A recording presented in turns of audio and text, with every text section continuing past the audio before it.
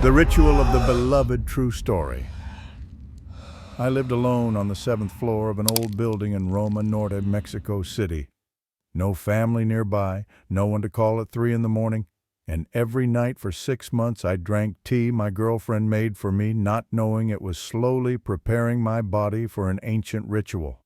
A ritual to place a dead man's soul into a living body. My name is Miguel. I was 32 years old when this happened. I worked in finance at a company in Polanco, the kind of job that pays well but hollows you out one Excel formula at a time. My apartment was in a building constructed in 1942, back when it served as a hotel for traveling salesmen and minor government officials. In the 60s, a woman threw herself from the rooftop. They say she was waiting for a lover who never returned from a business trip to Veracruz. I never believed that story. I never believed in ghosts or curses or anything that could not be measured and calculated. That changed when I met Camila. The building itself seemed engineered to amplify loneliness. 8 floors of peeling paint and corroded pipes with an elevator that screamed like a wounded animal every time it lurched between levels. My apartment occupied the end of a dim hallway on the 7th floor. The final door before the emergency stairwell that smelled perpetually of cigarette smoke and mildew. When I signed the lease, the landlord mentioned the previous tenant had fled in the middle of the night, leaving behind furniture and 3 months of unpaid rent.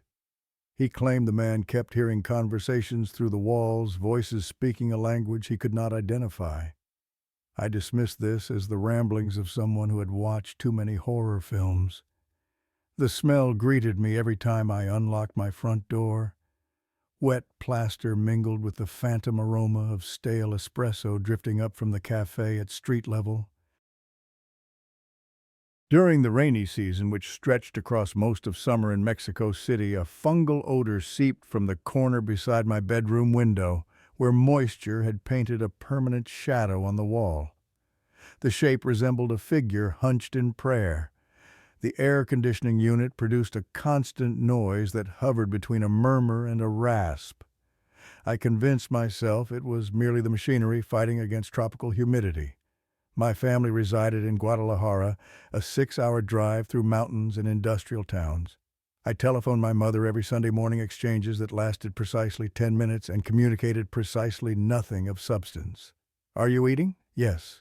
Are you sleeping? Yes. Call me if you need anything. I will. The line would go dead, and I would return to my silence. Friends occupied the margins of my existence, colleagues with whom I shared cafeteria tables. University acquaintances I encountered perhaps twice annually at someone's wedding or someone's funeral. Not a single person who would grow concerned if I vanished, not a single person who would think to knock on my door if I failed to appear. Before Camila, my life followed a routine so unchanging it felt like walking the same circular path until the grass wore down to bare earth. Rise at 6, stand under lukewarm water, purchase coffee from the elderly woman at the ground floor cafe who never remembered my name despite seeing me every morning for 2 years, descend into the metro, emerge in Polanco, occupy my desk, watch numbers scroll across my monitor, reverse the journey, consume whatever required the least effort to prepare, stare at the television without processing what played across its screen, sleep, wake, repeat until something broke the cycle or the cycle broke me. I hungered for disruption, for connection, for someone who might see past the routine to whatever remained underneath. The evening I encountered her, I nearly chose to stay home. A co-worker named Roberto had mentioned a gathering in Condesa, one of those parties where creative professionals mingled with finance people in an awkward dance of mutual incomprehension. I stood in my apartment with my jacket half on, weighing the effort of social interaction against another night of solitary television. Something pushed me out the door that Saturday in May, some instinct I still cannot name. The party unfolded in a penthouse belonging to a graphic designer I never actually met. Windows stretched from floor to ceiling, framing the tree-lined streets below where couples walked hand in hand past restaurants spilling yellow light onto the sidewalk. Electronic music throbbed through the rooms at a volume that discouraged conversation. I positioned myself near the makeshift bar holding sparkling water because I had abandoned alcohol 2 years earlier after an incident that landed me in an emergency room with a stranger's blood on my shirt and no memory of how it got there. She stood apart from everyone else.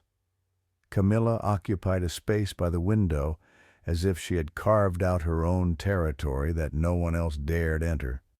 Neon light from an advertisement across the street washed over her features in alternating waves of crimson and electric blue.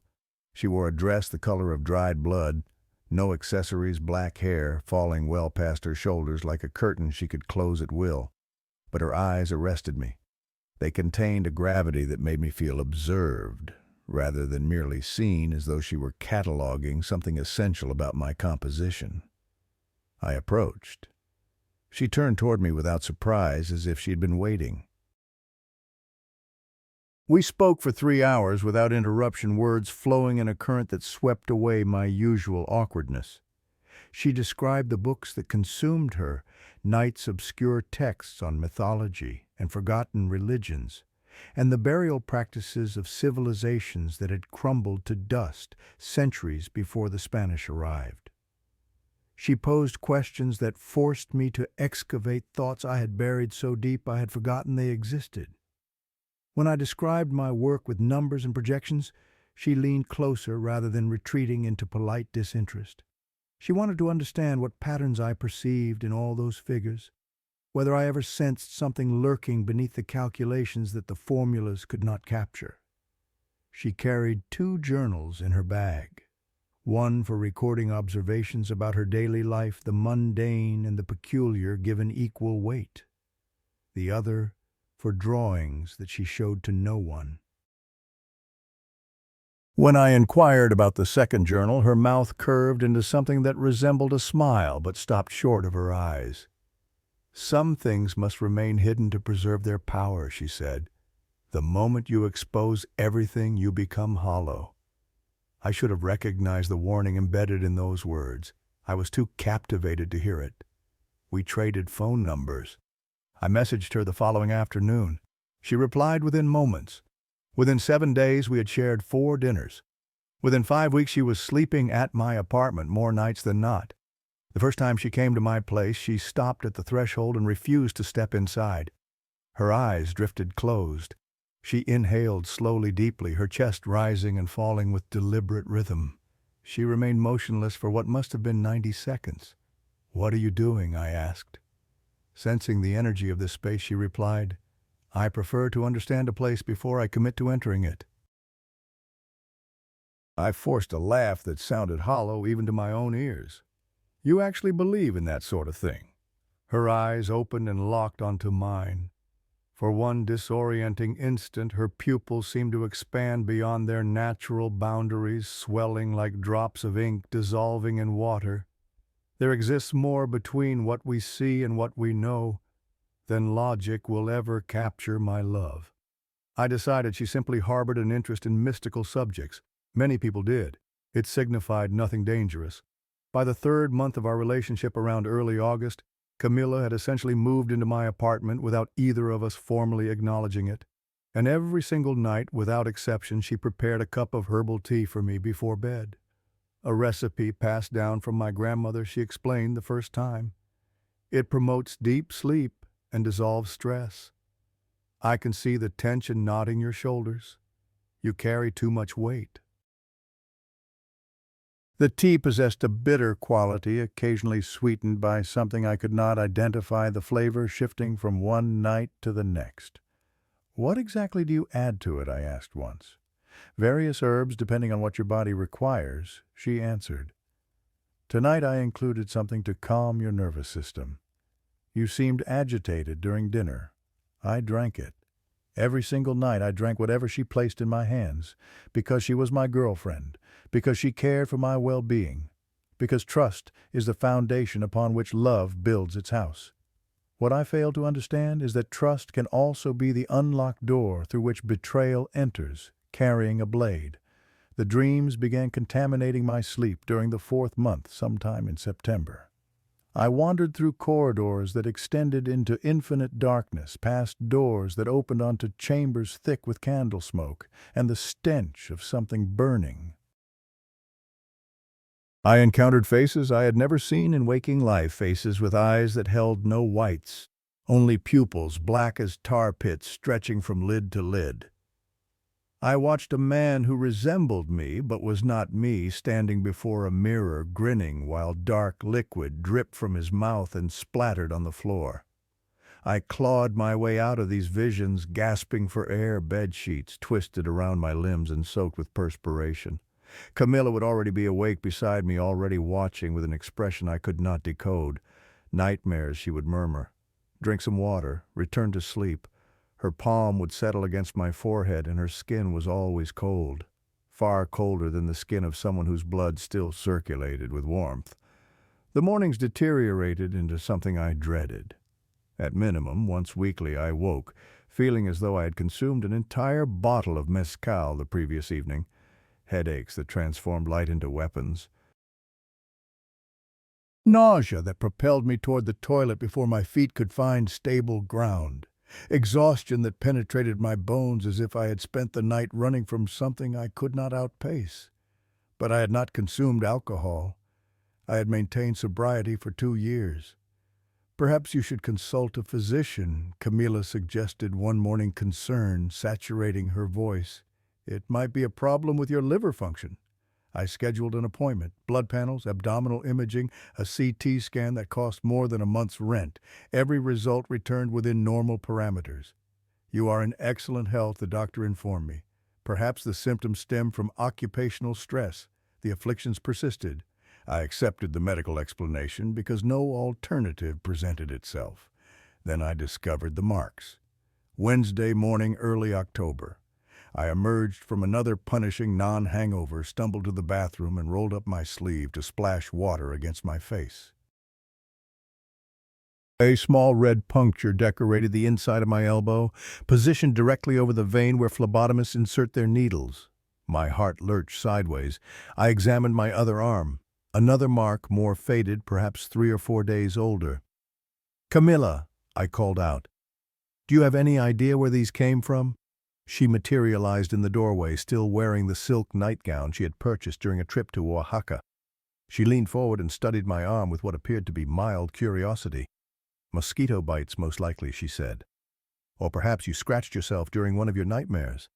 You thrash quite violently when you dream, but the mark sits directly over my vein, exactly where medical professionals draw blood." She laughed, but the sound contained no warmth. "What are you implying, that someone is inserting needles into you while you sleep? You consume too much paranoid media, my love." I laughed along with her, compelling myself to accept her reasoning. She was correct. I was constructing conspiracies from coincidences. No rational explanation supported my suspicions. But that evening, after I consumed my tea and settled into bed, I observed something I had previously overlooked. Camila was drinking different tea from a separate vessel. Her liquid appeared pale, nearly transparent. Mine was dark as soil. "Why do you drink something different?" I asked. "This variety does not suit my system," she said. "Too potent. It makes my heart race." I nodded and permitted my eyes to close, but the question embedded itself in my thoughts like a splinter working deeper into flesh. Strange things multiplied around me. The light bulb in the kitchen began flickering at random, never when Camila was looking, always when I was alone in the room. The closet door creaked open during the night, though I was certain I had closed it. The air conditioning unit started making sounds that almost resembled word syllables that dissolved into static whenever I tried to focus on them. When you live alone long enough, you develop a sense for the presence of others. You know when a room is truly empty and when it only appears to be. My apartment stopped feeling empty. I would be sitting on the couch watching television and feel the unmistakable pressure of being observed. The sensation would crawl up my spine like cold fingers walking vertebra to vertebra. I would turn my head and find nothing but shadows in the corner shadows that seemed slightly darker than they should have been. The bathroom mirror began to unsettle me in ways I could not articulate. Sometimes when I glanced at my reflection, there was a delay, a fraction of a second, where the image in the glass moved after I did, as though it were a separate entity trying to mimic my movements. I told myself it was exhaustion, stress, the cumulative effect of months of bad sleep and mysterious morning sickness. I had explanations for everything, logical, reasonable explanations. The light flickers because the building is old and the wiring is bad. The closet opens because the latch is loose and the floor is uneven. The mirror plays tricks because I am tired and my eyes are strained. But explanations are just stories we tell ourselves to feel safe. They are locks made of paper doors that only hold until something decides to push through. The night before everything changed, Camila and I had dinner at a small restaurant in Roma Norte, just a few blocks from my apartment. Candles flickered on the table between us, casting dancing shadows across her face. She was more beautiful than ever, more attentive than ever, more affectionate than ever. She ordered my favorite dish without asking what I wanted. She remembered my preferences for everything. She touched my hand constantly, her fingers tracing patterns on my skin that I did not recognize. "I love you," she said. "You know that, right? More than anything in this world." I said I loved her too. Because I did. Later that night, after we returned to my apartment, after she made my tea, after I drank it, and felt the familiar heaviness settle into my limbs, she sat on the edge of the bed and watched me with an expression I had never seen before. "Tonight is special," she said softly. "Why? Because you are special. And soon everything will be exactly as it should be." I did not understand what she meant. I was already drifting towards sleep, my eyelids heavy, my thoughts dissolving like sugar in water. The last thing I saw before darkness took me was Camila reaching for her black leather journal, the one with the drawings she never showed anyone.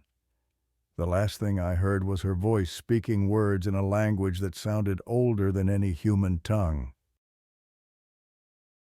The last thing I felt was her hand on my forehead. Cold. So very cold. I should have run. I should have asked questions. I should have listened to the voice in my gut that kept whispering, "Something is wrong, something is wrong, something is wrong." But I was in love, and love makes you blind to the knife until it is already buried in your chest. The signs were everywhere. I simply refused to see them. She never let me taste her tea. She paused at doorways like a vampire waiting for permission. She whispered prayers in dead languages at 2 a.m. She watched me sleep with eyes that held secrets sharp enough to cut. And every morning I woke with needle marks in my veins and a headache that felt like someone had been digging through my skull. I trusted her because I loved her. I believed her because I wanted to believe. I stayed because I was lonely, and she filled the empty spaces in my life with something that felt like warmth, but was actually preparation. Preparation for a ritual, preparation for a transfer, preparation for the moment when Miguel would cease to exist and something else would open my eyes and smile with my mouth and live in my body. She loved a dead man named Alejandro more than she had ever loved me, and she was willing to sacrifice everything I was to bring him back. 2 weeks after discovering the needle marks, I caught Camila lying. Not the first time she had deceived me, but the first time I witnessed the deception with my own eyes. She sat in a Starbucks on President Masaryk with 3 strangers dressed like a woman I had never met, laughing like someone who had known these people her entire life. Meanwhile, her text message still glowed on my phone screen. "I am home, feeling tired, lying down." And that was only the beginning. The afternoon started ordinarily enough. It was mid-October, and I had attended a meeting in Santa Fe, one of those pointless gatherings where executives congratulate themselves for decisions they have not yet made. My supervisor wanted a report delivered before midnight, so I decided to exit the metro a few stations early and locate a cafe where I could work in peace. The autumn sun hung low over Polanco, casting long shadows across the designer boutiques and overpriced restaurants that lined the avenue. I was walking past a Starbucks when I saw her through the window. Camila sat at a corner table with three women I had never seen before. They leaned toward each other in the manner of conspirators sharing secrets, occasionally erupting into laughter that I could hear even through the glass. But the laughter was not what stopped me cold on the sidewalk. It was the way she looked. Camila typically dressed with understated elegance. Simple blouses in muted colors, jeans that fit well but drew no particular attention. Minimal makeup. She had once told me she found excessive display vulgar, that true beauty required no advertisement. The woman in that Starbucks wore her hair pulled into a high ponytail I had never seen her attempt. A crop top that exposed her midriff, the kind of garment she had dismissed as too revealing for anyone with self-respect. Lipstick the color of arterial blood, and she carried herself with a confidence that bordered on aggression, gesturing broadly, commanding the attention of everyone at the table. She looked like a different person wearing Camila's face. My hands trembled as I extracted my phone from my pocket. I typed a message, "Where are you right now?" Through the window, I watched her phone illuminate on the table. She glanced down, read my words, and typed her response without a moment's hesitation. Her reply arrived, "I am home, feeling tired, lying down." I watched her place the phone face down on the table and return to her conversation as if nothing had happened. She picked up her coffee. She laughed at something one of the women said. She touched the arm of the woman beside her with easy familiarity. She had lied to me without pause, without guilt, without any indication that deception cost her anything at all. My first instinct was to storm through that door and demand an explanation, to create a scene, to force her to acknowledge what I had witnessed with my own eyes. But something held me back. Some survival mechanism I did not know I possessed whispered that confrontation would be a mistake. If I revealed that I suspected her, she would become cautious. She would hide whatever she was hiding more carefully. I would lose my only advantage, the fact that she believed I trusted her completely. I turned and walked away. My chest felt like someone had wrapped it in barbed wire and was slowly tightening the coils. That evening, Camila returned to the apartment at her usual time. She kissed me hello. She asked about my day. She complained about a headache that had plagued her all afternoon, how she had barely been able to drag herself out of bed. I watched her lie with the same ease she might have used to comment on the weather. I said nothing. I smiled. I played the role of the trusting boyfriend who suspected nothing, but inside something had shifted. A door had opened onto a corridor I had not known existed, and I could not stop myself from walking down it. If she could lie this perfectly about where she spent an afternoon, how many other lies had she told me? How deep did the deception run? The questions multiplied like cells dividing in darkness. Following the Starbucks incident, I began noticing irregularities with my electronic devices that I had previously dismissed as coincidence. My phone battery drained at impossible speeds. I would charge it fully before bed, and by morning it would be gasping at 15% despite no applications running in the background. Occasionally the screen would illuminate in the middle of the night for no discernible reason, casting pale light across the ceiling, while I lay motionless, pretending to sleep, watching Camila's silhouette to see if she reacted. The call history began showing outgoing calls I had no memory of making, numbers I did not recognize, durations of 30 seconds, 45 seconds, once nearly 2 minutes, all placed between 2 and 4 in the morning, when I should have been unconscious from whatever Camila put in my tea. Who was I calling in my sleep? Or rather, who was someone calling using my phone while I lay drugged beside them?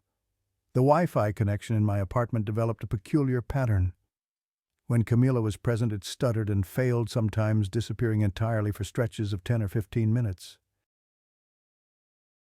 When she left to run errands or visit her own apartment to collect fresh clothing, the signal returned to full strength and remained stable. I mentioned this to her once, casually testing her reaction. "Old buildings have thick walls," she said without looking up from her book. "They interfere with wireless signals.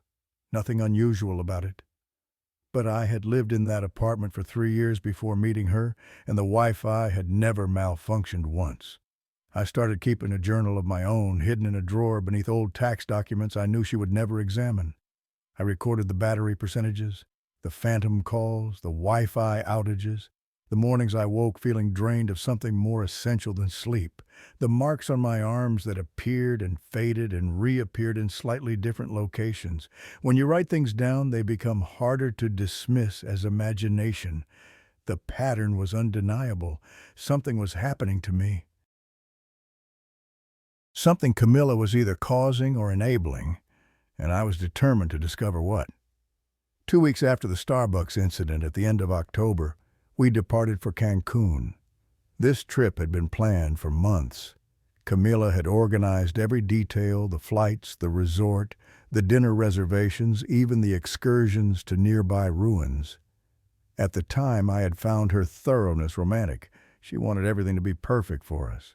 She wanted to remove any stress from my shoulders. Now her meticulous preparation struck me as something else entirely, not romance, strategy. We arrived at the airport 3 hours early per Camila's insistence.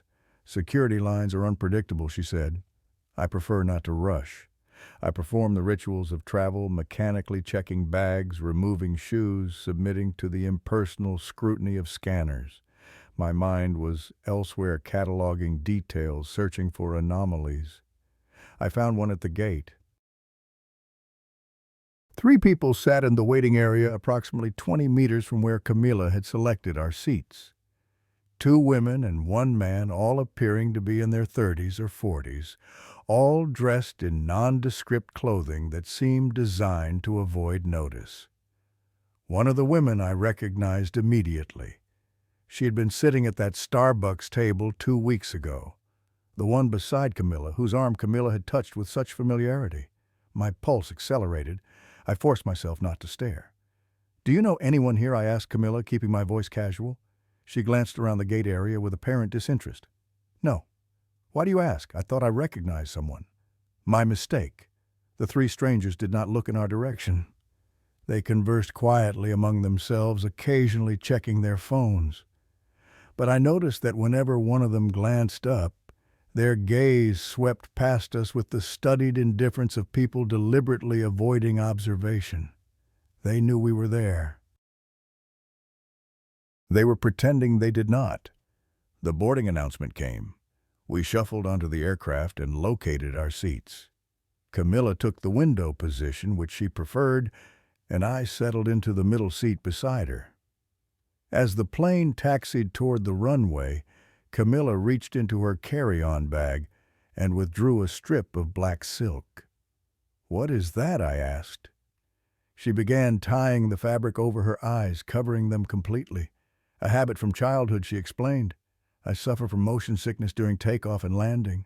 Blocking my vision helps prevent the nausea. My mother taught me this technique when I was small. The explanation sounded reasonable, plausible, the kind of personal quirk that everyone accumulates throughout life." Then I looked toward the rear of the aircraft. All 3 strangers were blindfolding themselves. Same black silk, same method of tying, same moment. They sat in different rows, separated from each other and from us, yet they moved in perfect synchronization, their hands lifted at the same instant. Their fingers worked the fabric with identical gestures, their heads tilted forward at the same angle once the blindfolds were secured. 4 people on the same flight performing the same ritual at the same time with the same materials. This was not coincidence. This was coordination. The cabin lights dimmed as we accelerated down the runway. The engines roared, vibrating through the fuselage. Cold air poured from the vents above my head, raising goosebumps along my arms. Everyone around me seemed oblivious. Passengers dozed or read or watched videos on their phones. Flight attendants secured overhead compartments and checked seatbelts. And 4 people sat blindfolded, their lips moving slightly, forming words I could not hear over the noise of the engines. I felt observed despite knowing that every eye capable of seeing me was covered. The sensation pressed against my skin like humidity before a storm. Something was watching me, something that did not require eyes. We landed in Cancún 2 hours later. The blindfolds came off. The strangers deplaned. Camila collected her bag and smiled at me as if nothing unusual had occurred. "Are you excited?" she asked. "I have so many wonderful things planned for us." I smiled back. The expression felt like a mask I was wearing over my actual face. The resort occupied a stretch of white sand along the hotel zone, one of those sprawling complexes where guests could spend a week without ever leaving the property. Pools cascaded into other pools. Restaurants served cuisine from 6 different countries. Staff members materialized whenever you seemed to require anything and vanished the moment you did not. At the front desk, Camila handled check-in while I stood slightly behind her observing. "We need 3 key cards," she told the clerk. "3," I repeated. She glanced back at me with an indulgent smile. "You are always misplacing things, my love. I want a backup in case you lose yours." I checked my pocket reflexively. My wallet sat exactly where I had placed it. I had not lost a key card or a wallet or anything of significance in years. Who was the third key for the question lodged in my throat, but I did not ask it aloud, not yet. I was still gathering evidence, still assembling the shape of whatever truth I was circling. Our room occupied the 10th floor overlooking the Caribbean. The water glowed in bands of turquoise and sapphire beneath the afternoon sun. Under different circumstances, the view would have filled me with the kind of peace I had been seeking my entire adult life. Instead, I felt like a man standing at the edge of a pit peering down into darkness, while something at the bottom peered back. That first night in Cancún, Camila prepared tea. She had brought her supplies from Mexico City, a small copper kettle, boxes of dried herbs, bottles of water she claimed came from mountain springs near Oaxaca. She arranged these items on the desk with the precision of a surgeon laying out instruments. I watched her brew 2 separate pots. "One for you," she said, pouring dark liquid into a ceramic cup. "One for me." She filled her own cup from the second kettle. The contents were noticeably paler. I waited until she turned to retrieve something from her suitcase. Then I switched the cups. She returned, reached for her cup, and raised it to her lips. The moment the liquid touched her tongue, her face contorted. "This is yours," she said, setting it down quickly. "I took the wrong one. You barely tasted it."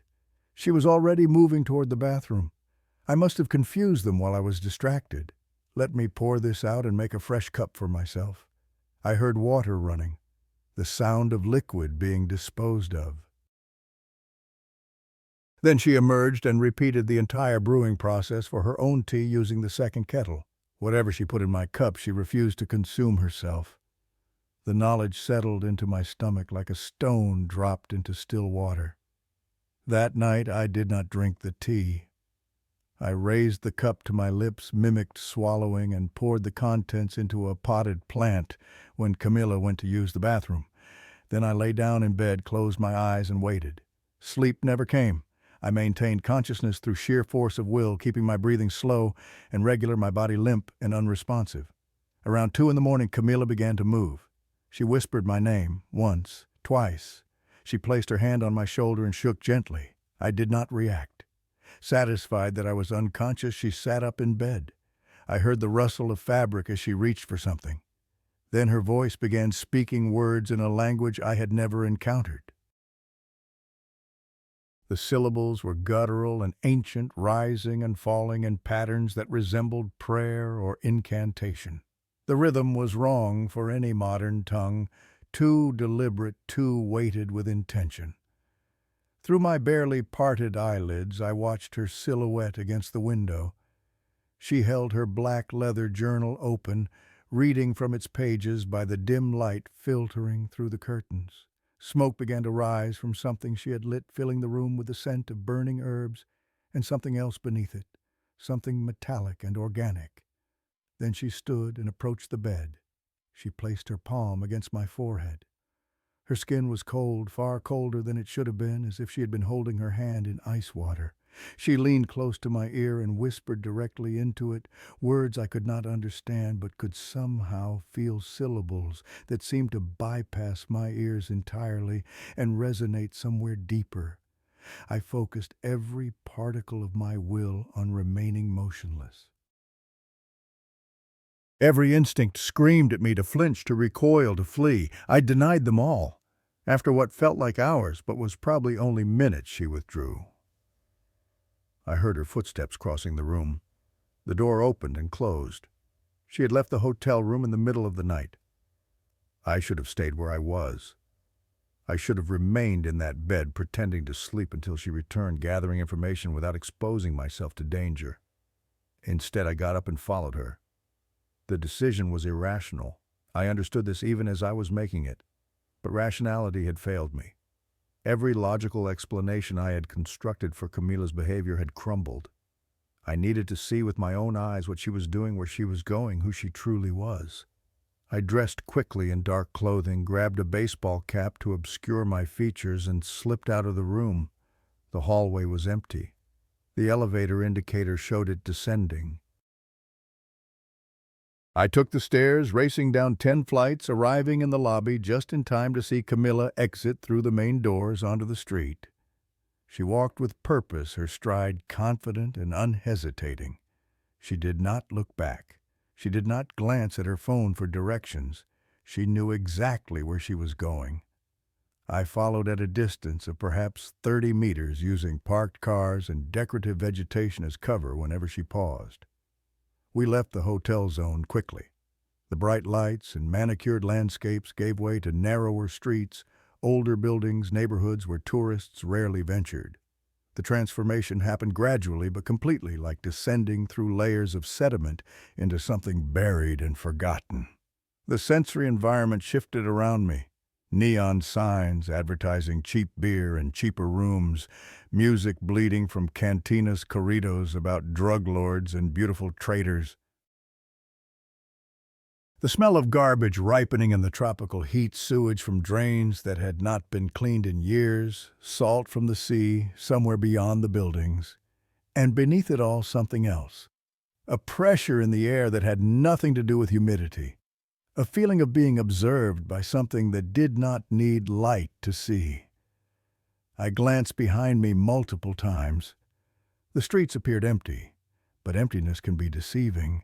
Emptiness can hide multitudes. After approximately 40 minutes of walking, Camila stopped before a building that might once have been a bar or nightclub. The facade was weathered, paint-peeling windows covered with plywood. But light leaked from the edges of the coverings, and bass frequencies throbbed through the walls, and a large man stood beside a door that looked recently reinforced with steel. Camila approached him. They exchanged words I could not hear. He stepped aside, and she disappeared into the building. I waited 3 minutes, then 5. My heart hammered against my ribs. Every reasonable voice in my head commanded me to return to the hotel, to pretend I had seen nothing, to maintain the illusion of ignorance that had kept me safe this long. I walked toward the door instead. The man scrutinized me as I approached. His eyes contained the flat assessment of someone accustomed to violence. "Who are you with?" he asked. "I invented a name, Fernando's Table. They are expecting me." He spoke into a radio. Waited. Someone responded with words I could not distinguish. "Go in," he said, stepping aside. The building's interior contradicted its exterior. The ground floor held a functioning bar, dim and crowded bodies moving to music I did not recognize. I scanned the room and spotted Camila ascending a staircase at the far end, disappearing through a doorway marked with a symbol I had never seen before. I followed. The second floor was dark. A corridor stretched before me, lined with closed doors, silent despite the noise bleeding up from below. I walked slowly, listening at each door, hearing nothing. Then I detected it, coming from above. A sound like many voices speaking in unison, the same guttural language Camila had used in our hotel room. The third floor. I climbed another staircase and emerged into a hallway bathed in red light emanating from an open door at the far end. The illumination flickered, suggesting candles rather than electricity. I approached the doorway and pressed myself against the wall, angling my head to see inside without exposing my presence. The room contained perhaps a dozen people. Candles covered every surface, their flames painting shadows that danced like living things. On the walls, symbols had been drawn in something dark and wet that I refused to identify. At the center of the room stood a chair. A figure sat in it, blindfolded with black silk. Camila stood beside the chair, also blindfolded. 5 others formed a circle around them, all wearing robes the color of dried blood. One of them held a sword, the blade catching candlelight and scattering it across the ceiling. They were chanting. The words merged into a single drone, a frequency that seemed to vibrate in my chest rather than my ears. The person with the sword approached the seated figure. The blade rose, then descended, coming to rest on the crown of the blindfolded head. Camila raised her hands, preparing to remove her blindfold. I did not wait to see what came next. I turned and ran. Down the stairs, through the second floor, past the bar where people danced without knowing what occurred above their heads.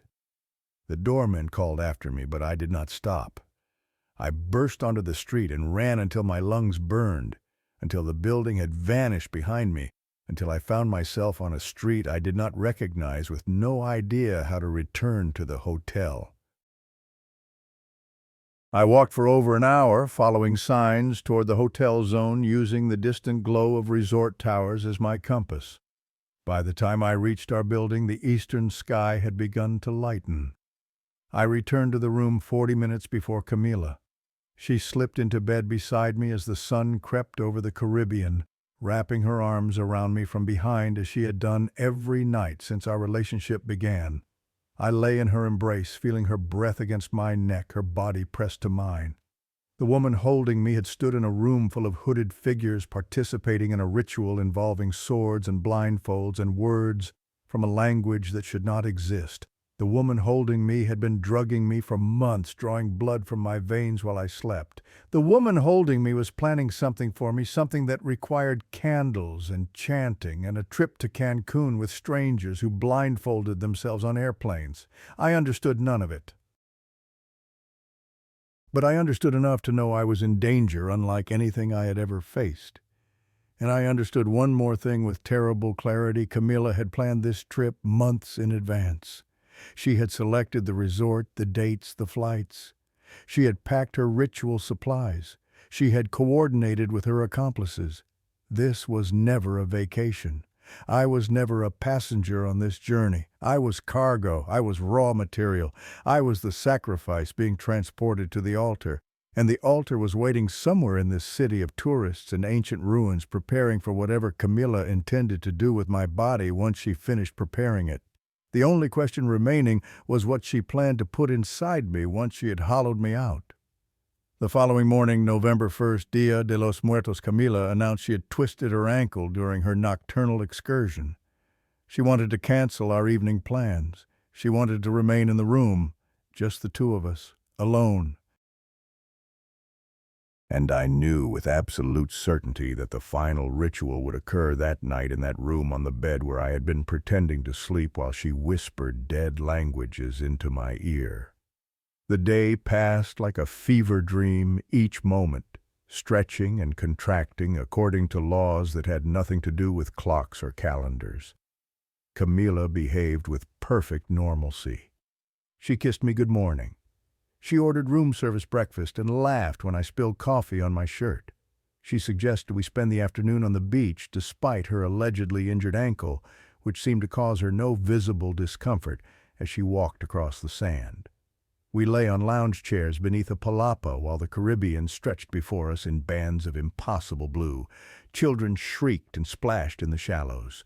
Vendors wandered past, offering silver jewelry and woven blankets. The sun pressed down with the weight of a physical thing, baking the salt into my skin. I watched Camila apply sunscreen to her shoulders. I watched her sip from a coconut filled with rum and pineapple juice.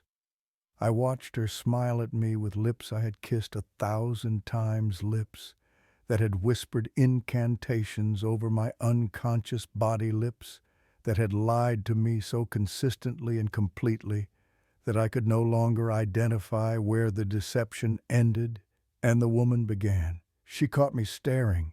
Is something wrong, my love? Nothing. Just thinking about how lucky I am.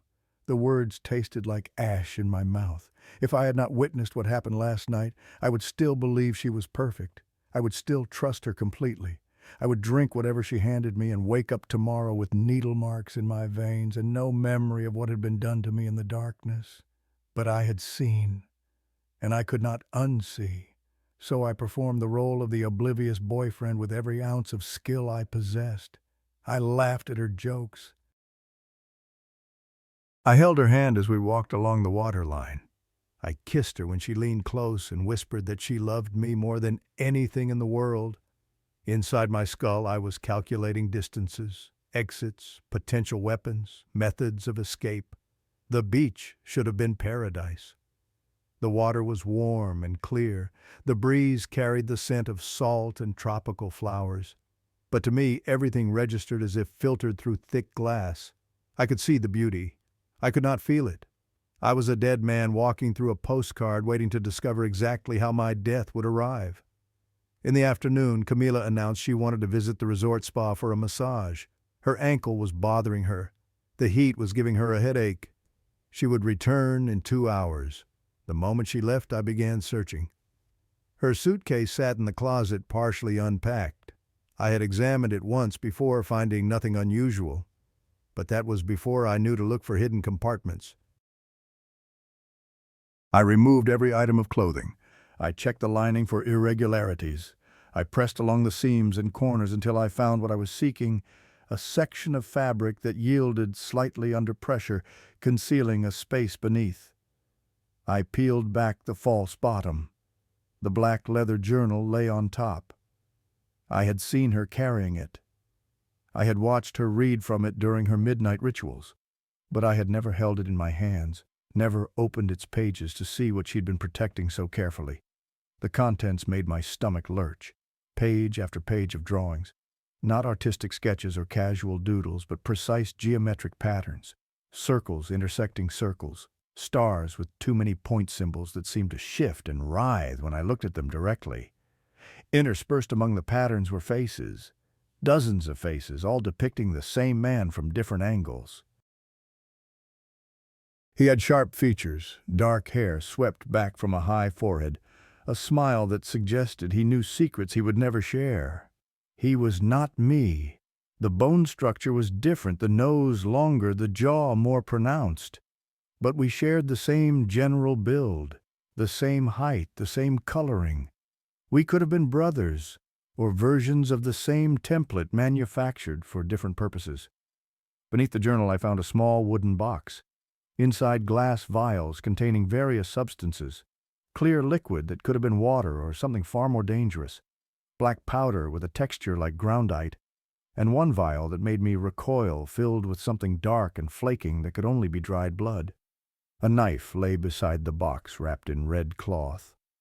The blade was curved almost ceremonial, with a handle carved from dark wood.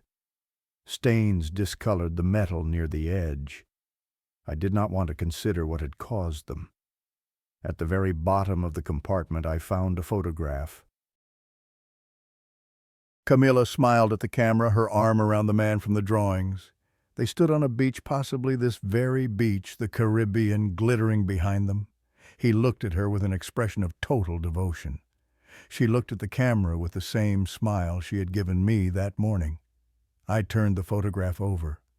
Written in her handwriting, Camila y Alejandro para siempre, 2019. Forever.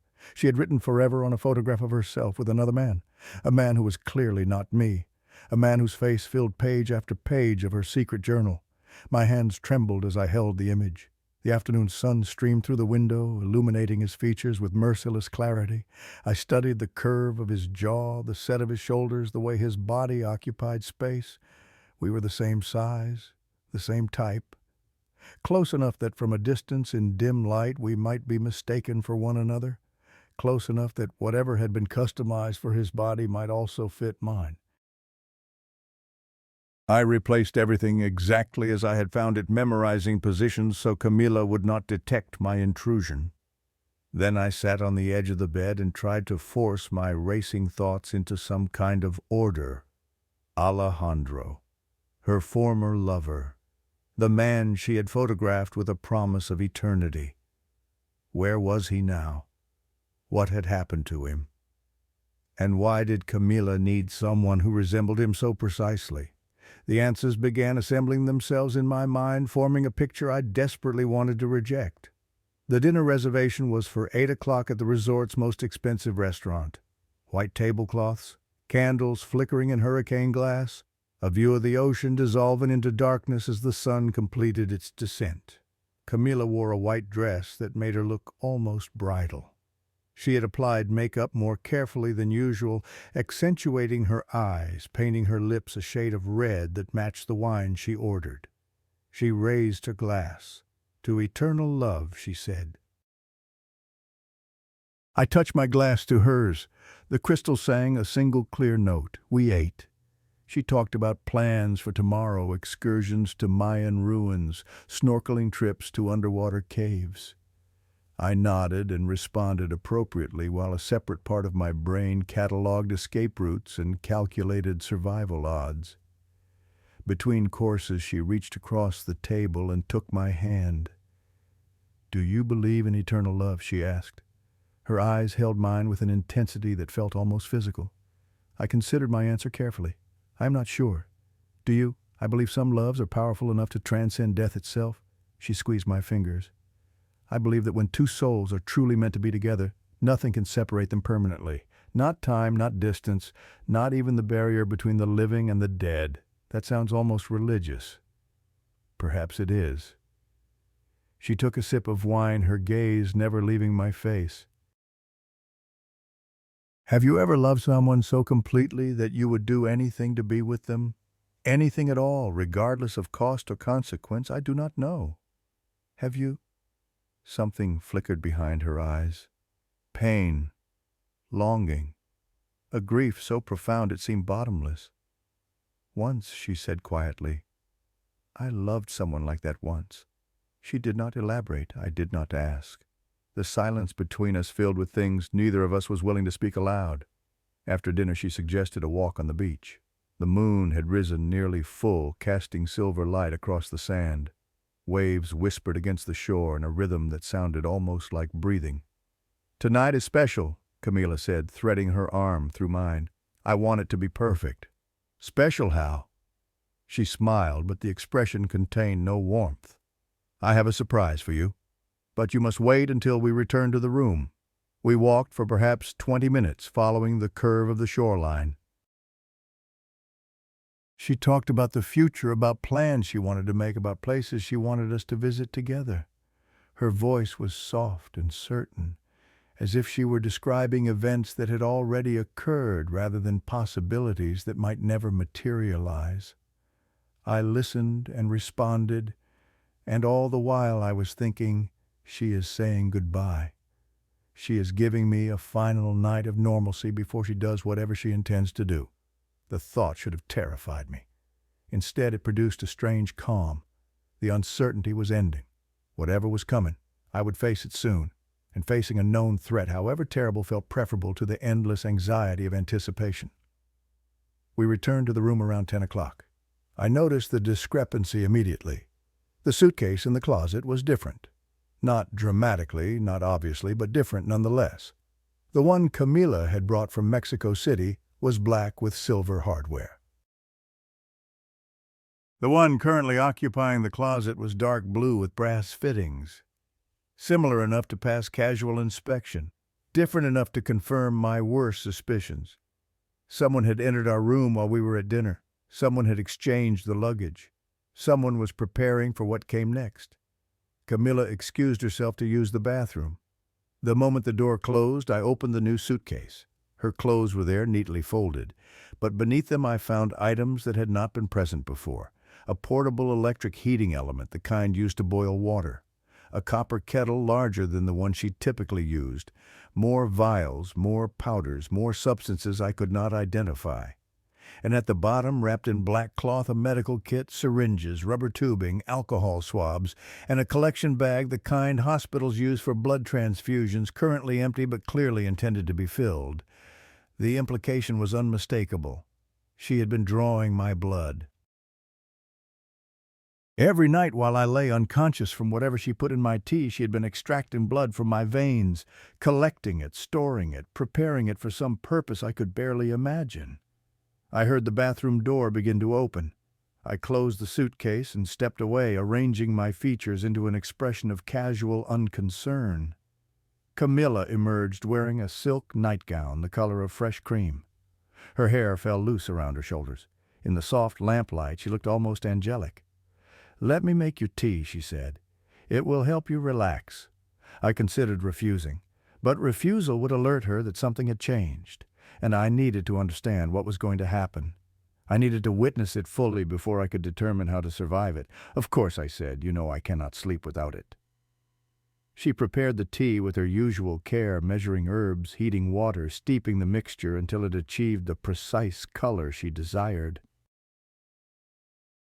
When she handed me the cup, I noticed her watching my face with an attention that bordered on hunger. I raised the cup to my lips. I tilted it as if drinking. I swallowed nothing.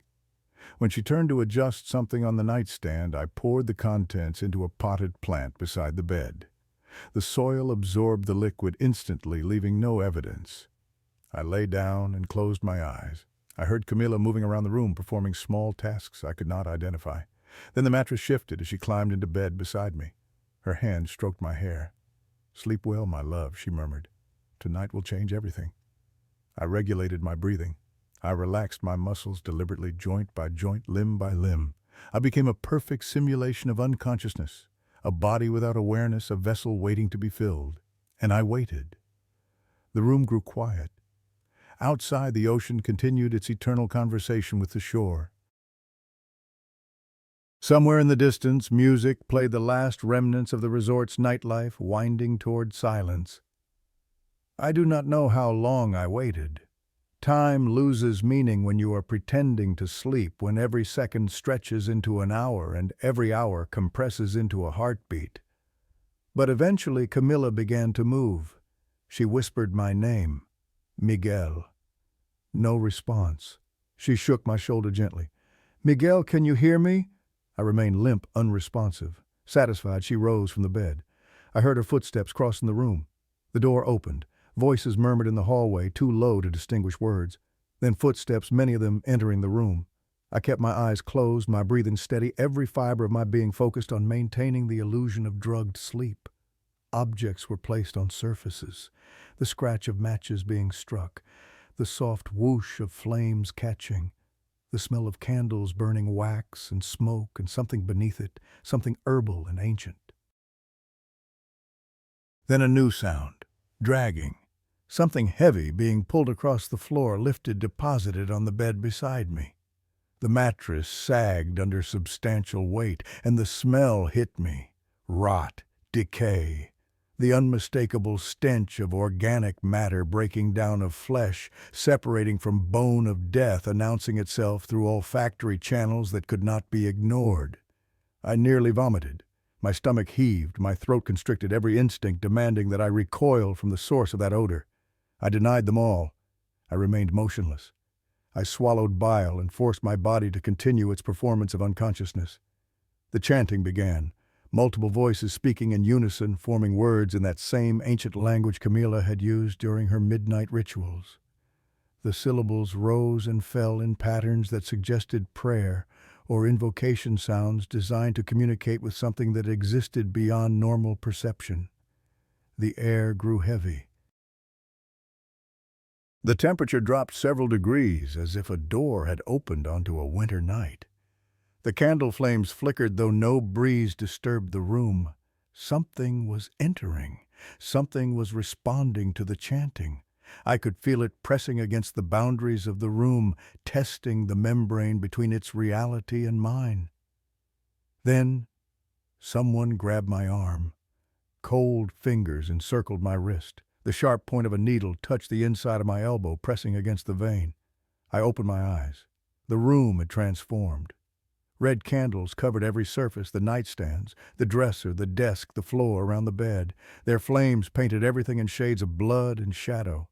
On the walls, symbols had been drawn in something dark and wet, the same geometric patterns I had seen in Camila's journal, now enlarged to human scale. 5 figures stood around the bed, all wearing robes the color of dried wine. Their faces were hidden by hoods, their hands gloved in black leather. They held positions that suggested ritual significance, forming points of an invisible star with the bed at its center. Camila stood at the foot of the bed. She was not wearing her nightgown anymore. A robe identical to the others covered her body, but her hood was pushed back, her face visible in the candlelight. She held a syringe. The needle was already embedded in my arm. A thin tube ran from the syringe to a collection bag that had begun to fill with my blood. And beside me, close enough that I could have reached out and touched it, lay the source of the smell. A corpse, not recently deceased. This body had been dead for considerable time. The skin had blackened and begun to peel. The flesh had started to liquefy and separate from the underlying structure. Insects had colonized the softer tissues, their larvae visible as pale movements in the darker mass. But the face remained recognizable. Sharp features, dark hair, a high forehead. The same man from the photograph. The same man from the drawings, Alejandro, Camila's eternal love rotting on the bed beside me. I reacted without thinking. I ripped the needle from my arm and threw myself backward, crashing against the headboard, putting as much distance as possible between myself and the decaying corpse. Blood sprayed from the puncture wound, painting the white sheets in arterial red. "You're awake," Camila said. Her voice was calm, almost conversational. "That is unexpected, but it does not matter. We are nearly finished." I pressed myself against the headboard, heart-hammering lungs struggling for air that did not reek of decomposition. "What are you doing? What the hell is this? I am saving the person I love." She stepped closer, moving around the bed toward me. "Alejandro died 2 years ago, a car accident on the highway to Guadalajara. They said he died instantly, but I know that is not true. I felt him leave. I felt the exact moment his soul separated from his body. You are insane." "Perhaps." She tilted her head, studying me with an expression of clinical interest. "But love makes us capable of things we never imagined. And I found a way to bring him back. How? By placing his soul into a new body." Her eyes moved from my face to my chest, to my arms, appraising me like merchandise. "Your body, Miguel?" Behind her, the robed figures had begun chanting again, their voices low and insistent. The air pressure in the room increased, as if something massive were squeezing the space from outside. "You cannot just take someone's body," I said. "That is not possible. The Hijos del Crepúsculo have been performing this ritual since before the Spanish arrived." She spoke as if lecturing a student. "They served the Aztec priests, preserving knowledge that the conquistadors tried to destroy. The ritual requires blood from the new vessel collected over many months. It requires the body of the departed preserved through specific methods. And it must be performed when the veil between worlds is thinnest." "Dia de los Muertos," I whispered. "Exactly." She smiled, pleased that I understood. "The timing must be precise. The vessel must be compatible. Same blood type, same approximate build, same general age. When I met you at that party, I knew immediately that you were the one I had been searching for. You chose me because I looked like a dead man. I chose you because you could contain him." She reached out and touched my face, her fingers cold against my skin. "You were perfect. The resemblance made the ritual easier. Your loneliness made you vulnerable. Your desire for connection made you willing to trust." I knocked her hand away. Everything between us was a lie, every moment, every word, not everything. She seemed almost hurt by the accusation. "I did enjoy your company. You're intelligent and kind, and you made me laugh. But I loved Alejandro first. I will love him forever." "And forever means something different to the Hijos del Crepúsculo than it does to ordinary people. You are going to kill me, not kill, transform." She said the word as if it were a gift she was offering. Your soul will depart, and Alejandro's will enter. The body will continue. The heart will beat. The lungs will breathe.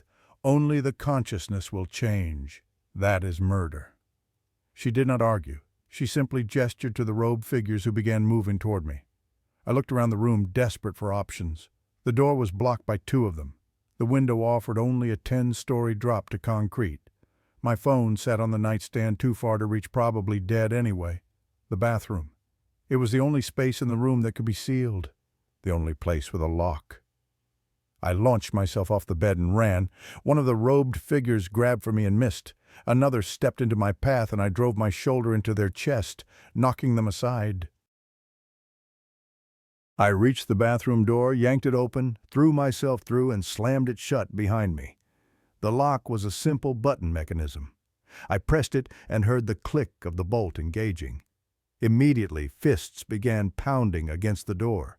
The wood shook in its frame. Voices shouted commands I could not understand. I scanned the bathroom.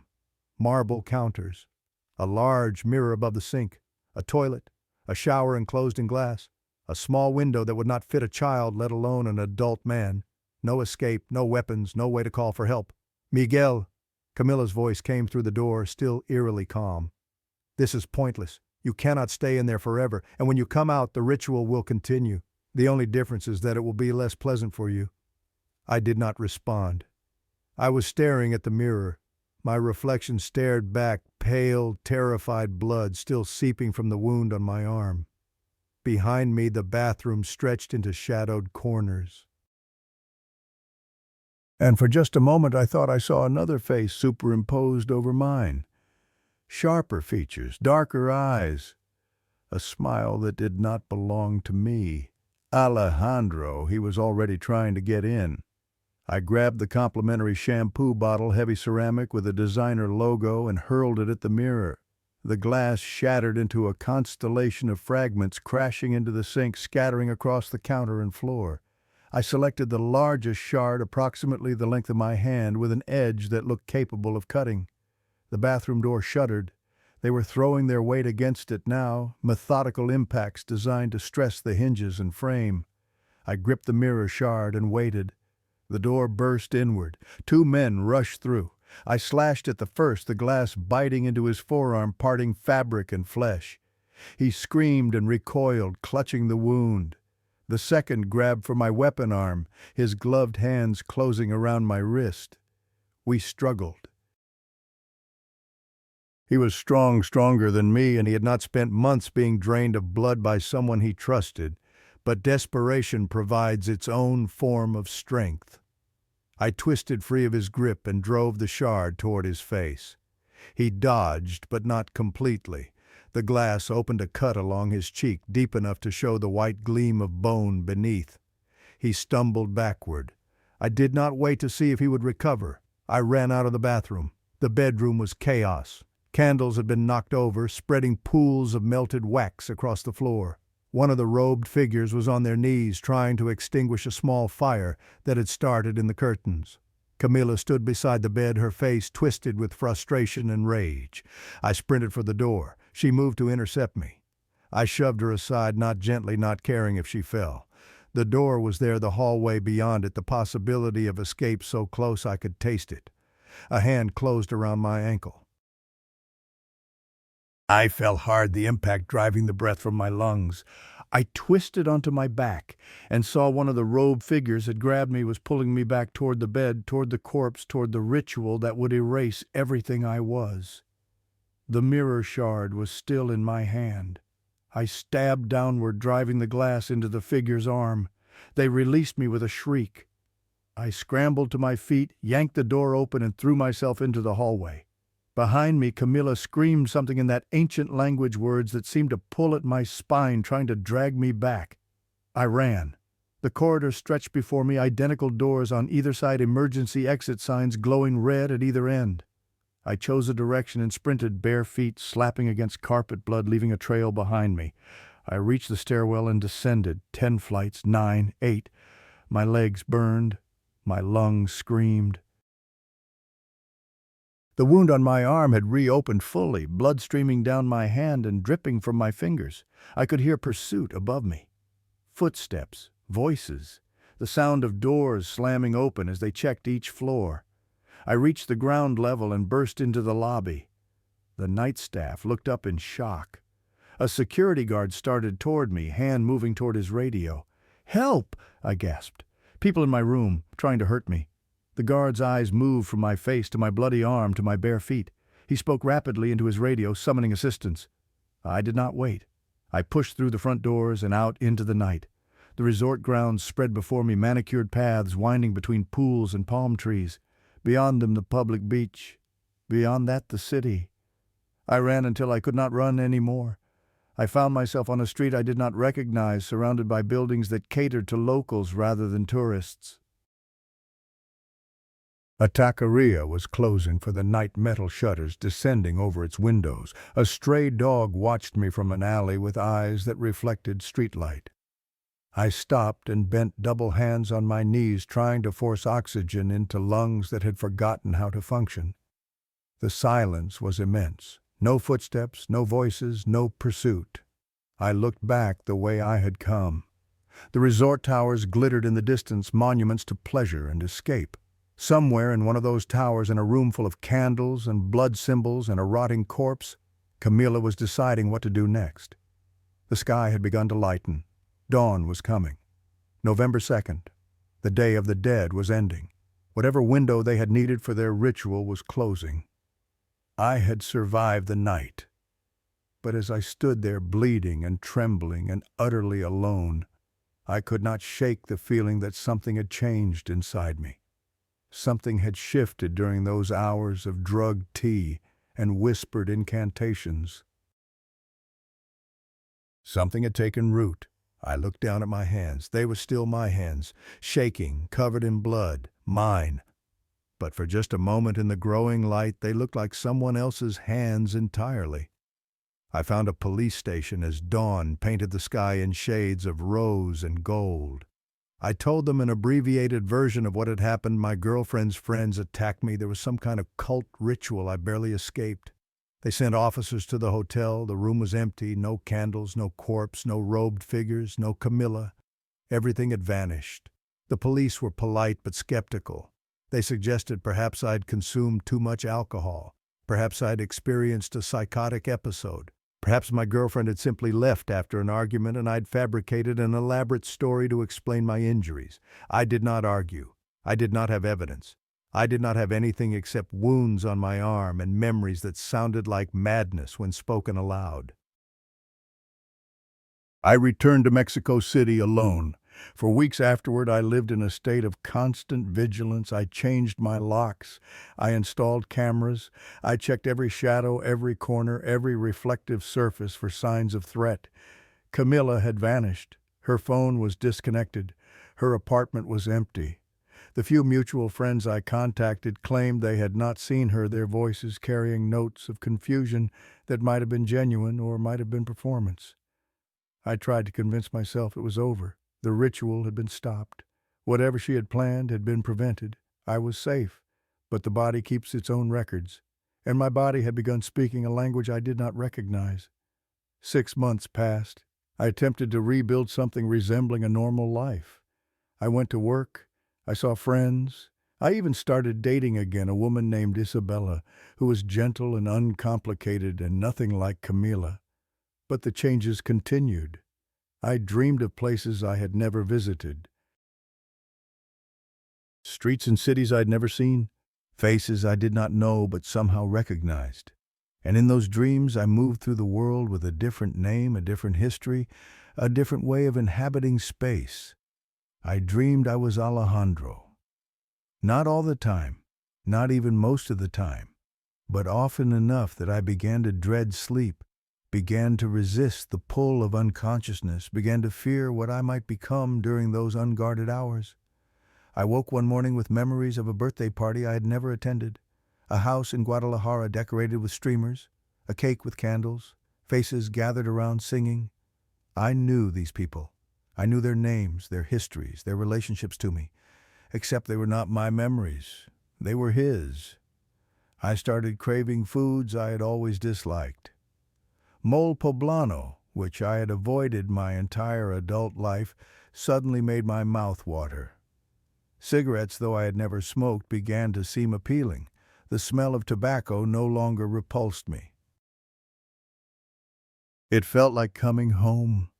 I woke at 5 in the morning every day without an alarm, though I had always been someone who slept until the last possible moment.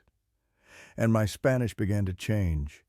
Phrases I had never used started appearing in my speech. Regional idioms from Jalisco, where I had never lived. An accent that was not quite my own, surfacing in moments of stress or distraction. Isabella noticed. "You sound different sometimes," she said one evening, "like you are from somewhere else." I laughed and changed the subject, but the observation stayed with me, a splinter working deeper into flesh. 3 weeks after returning to Mexico City, Camila appeared at my door. She looked different, thinner, older. The confidence that had defined her had eroded into something desperate and worn. "I want to apologize," she said, "and explain. I should have slammed the door. I should have called the police. Instead, I stepped aside and let her enter." She told me about Alejandro, how they had met in university, how they had planned their entire lives together, how she had been in the car when the accident happened, had walked away without a scratch while he bled out on the asphalt. "The grief almost killed me," she said. "I was ready to follow him. And then I found the Hijos del Crepúsculo. They told me there was a way to bring him back. You were going to murder me." "Not murder." She shook her head, and I saw tears forming in her eyes. "Transform. Your soul would have departed peacefully. You would not have felt pain, and Alejandro would have lived again in your body with me. Do you hear yourself? I hear someone who loved another person more than life itself." She met my eyes, and I saw no remorse there. Only grief, only longing. I would have given anything to have him back. I still would. "Get out." She stood, moving toward the door, but before she left, she turned back. "The ritual was not completed," she said, "but it was not entirely stopped either." The blood exchange had already happened. The prayers had been spoken for months. Alejandro's soul has a foothold in your body now. You are lying. "Am I?" She tilted her head, studying me with an expression that was almost clinical. "Have you noticed anything different about yourself? Dreams you cannot explain, memories that are not yours, tastes and habits that feel foreign." My blood ran cold. One day she continued, "You will feel him. You will feel him growing stronger inside you, taking up more space, pushing you into smaller and smaller corners of your own mind. And when he is ready, when he is strong enough, he will push you out entirely. That is impossible. Nothing is impossible for those who truly believe." She opened the door. "Goodbye, Miguel. Or should I say goodbye to whoever is still listening?" She left. I never saw her again. But her words remained burrowing into my thoughts like parasites. That night I dreamed of the car accident. I was behind the wheel. The highway stretched before me, dark and empty. Headlights appeared in the distance, growing larger, brighter. I tried to brake, tried to swerve, but the car did not respond. The lights rushed toward me, the impact, the darkness. I woke up screaming. And when I looked in the bathroom mirror, just for a moment I saw Alejandro looking back at me. He was smiling. The changes accelerated after that. Every week brought something new. A food preference I could not explain. A turn of phrase that felt wrong coming from my mouth. A memory that surfaced unbidden, vivid, and complete of events I had never experienced. I started keeping a journal documenting the alterations, trying to track the progression of whatever was happening to me. The entries grew increasingly frantic as time passed. I remembered the name of Alejandro's childhood dog. I knew the layout of his family's house in Guadalajara, a city I had visited only once. I caught myself humming a song I had never heard, and when I searched for the lyrics online, I discovered it was a regional folk tune from Jalisco, popular in the 1990s. Alejandro would have grown up hearing it. The mirror became my enemy. Every time I looked at my reflection, I saw traces of him. The way my expression shifted, the angle of my smile. Small things imperceptible to anyone else but obvious to me. He was there, inside me, growing stronger. I do not know how much time I have left. Some nights I feel him more clearly than others, a presence at the edge of my consciousness, patient and waiting. He does not speak to me directly, he does not need to. He simply exists, taking up space, expanding into the territory that used to belong to me alone. I have started leaving notes for myself, reminders of who I am. Miguel, 32 years old, finance worker, born in Mexico City, lived alone in Roma Norte.